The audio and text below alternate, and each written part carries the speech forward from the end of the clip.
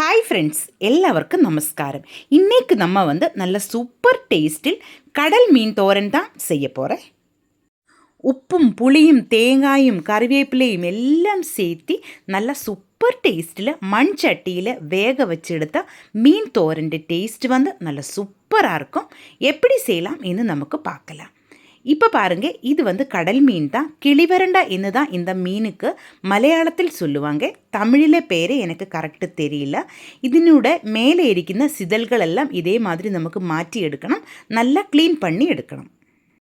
இந்த மீன் க்ளீன் பண்ணுறது ரொம்ப ஈஸி தான். இதிலேக்கு தேவையான தண்ணி ஊற்றியதுக்கு அப்புறமா கத்தி வச்சு நமக்கு சீக்கிரமாயிட்ட இந்த மீன் க்ளீன் பண்ணி எடுக்கலாம். இப்போ சட்டியிலேக்கு நான் தண்ணி ஊற்றியிருக்கு. இனி ஓரோ மீனாயிட்டு எடுத்து கத்தி வச்சு நமக்கு சிதல்களெல்லாம் மாற்றி நல்லா சுத்தம் பண்ணி எடுக்கலாம். இந்த மாதிரி மீன் எல்லாம் க்ளீன் பண்ணுறது ரொம்ப ஈஸி தான். மீன் ஒன்றா எடுத்து கத்தி வச்சு பின்னாடி இந்த மாதிரி ஒன்று செய்யும்போதே சீக்கிரம் இது சிதல்களெல்லாம் போயிடும். அதுக்கப்புறமா நமக்கு கத்தி வச்சு கட் பண்ணி கரெக்டாக சுத்தம் பண்ணி எடுக்கலாம். அப்புறமா உப்பு போட்டு நல்லா தேய்ச்சி கழுகி எடுத்திருந்தால் நம்ம மீன் க்ளீன் ஆகிருக்கும். இப்போ பாருங்கள், நான் மீன் முள்ளெல்லாம் கட் பண்ணி மாற்ற போகிறேன். அப்புறமா இந்த மாதிரி சுத்தம் பண்ணி எடுக்க போகிறேன். மீன் தோரன் எப்படி செய்யலாம் என்ன வீடியோ நான் முன்னையும் என்னோடய சேனலில் அப்லோட் பண்ணியிருக்கேன். நீங்கள் அந்த வீடியோயும் பாருங்கள்.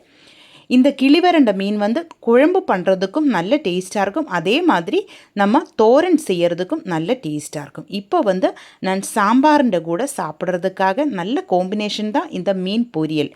அதுக்காக தான் இந்த மீன் இன்றைக்கு பொரியல் பண்ண போகிறேன்.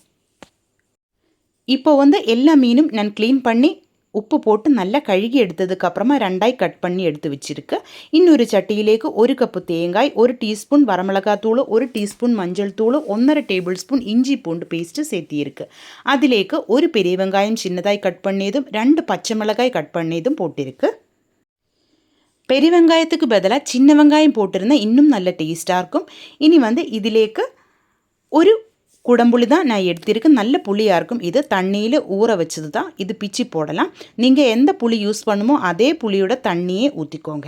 அப்புறமா தேவையான உப்பு, கொஞ்சமாக தேங்காய் எண்ணெய் இவ்வளவும் போட்டிருக்கு.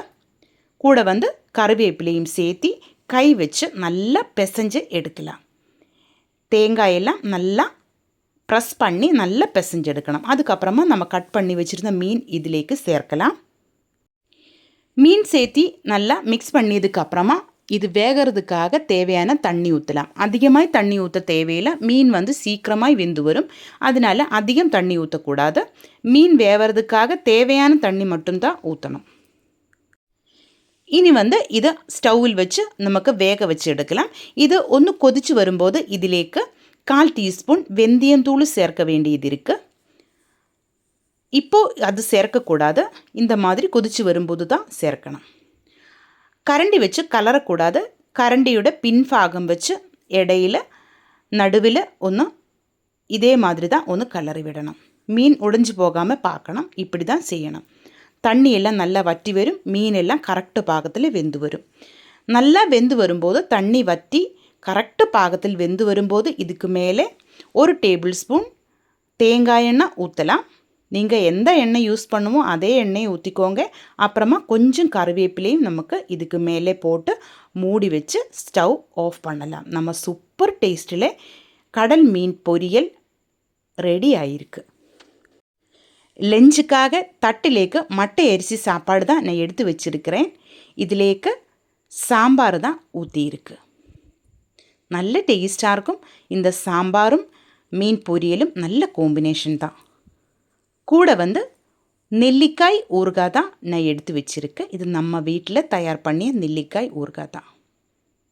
கண்டிப்பாக நீங்கள் ட்ரை பண்ணி பாருங்கள்.